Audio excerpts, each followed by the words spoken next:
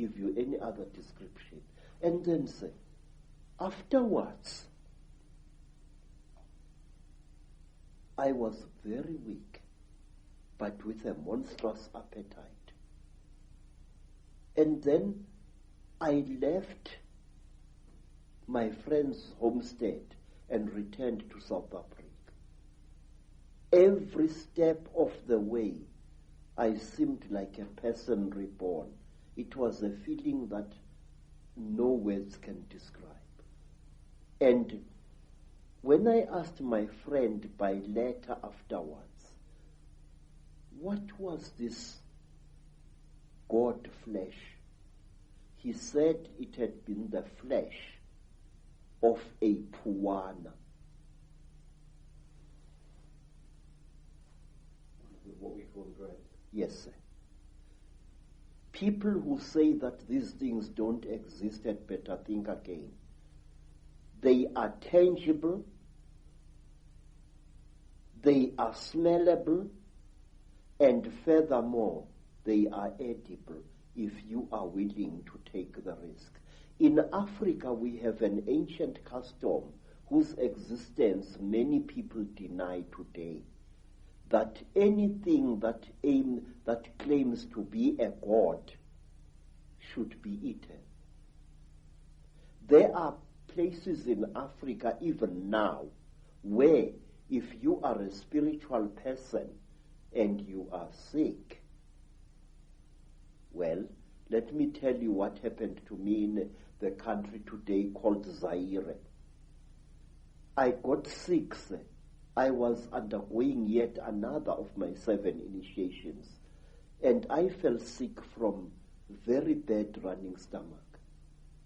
And I was so sick, everything that my friends, white friends and black friends could do failed to help me.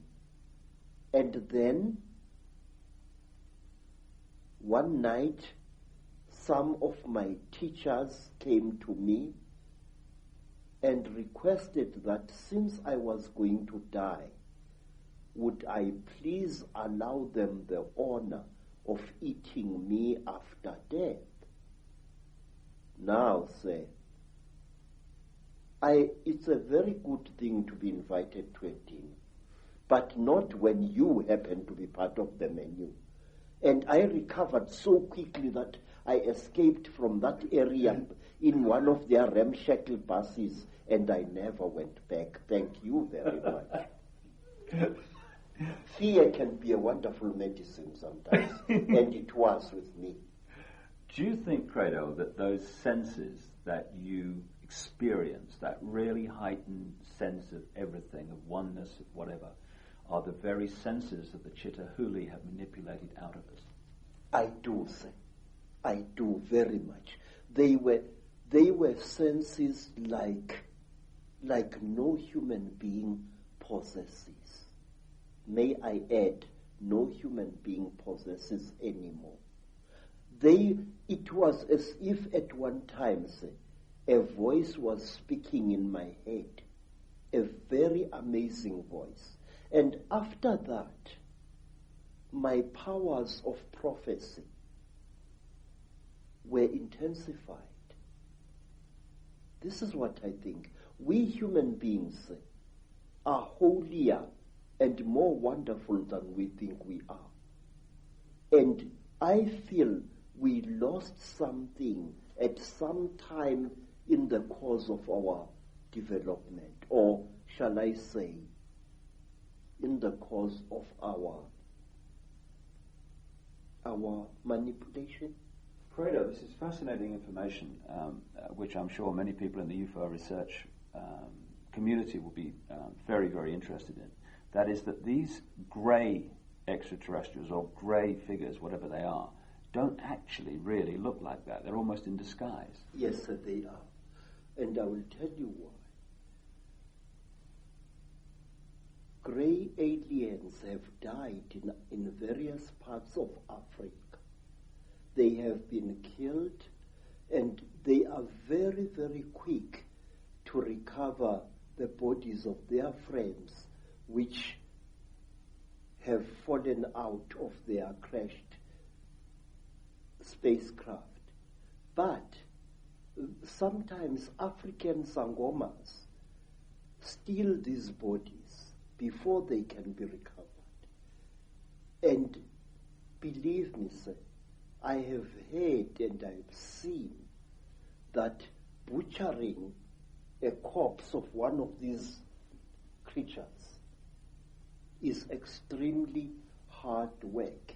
What you think is the skin of the creature is actually a tight-fitting costume that the creature is wearing. Under this grey costume, the creature, say, is pinkish white, like a freshly skinned animal, and its eyes are round with split pupils. These are goggles which the creature is wearing.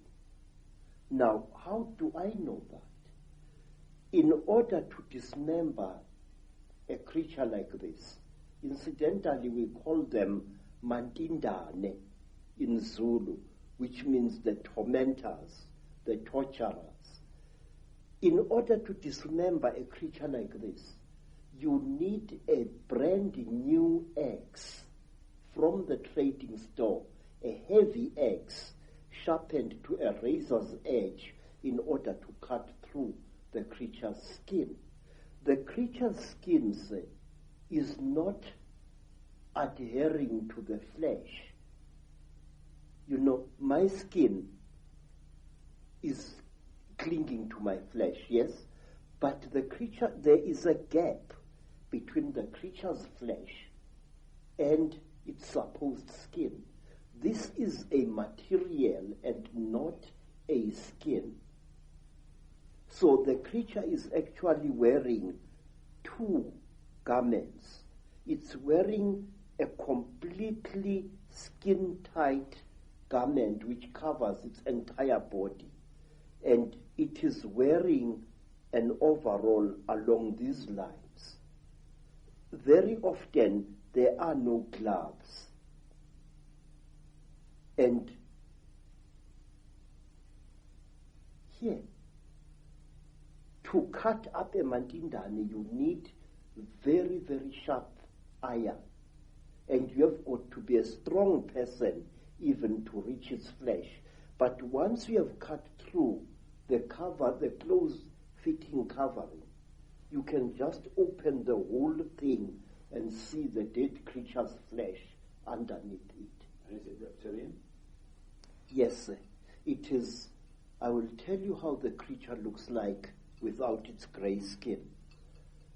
It is like certain types of tropical fish.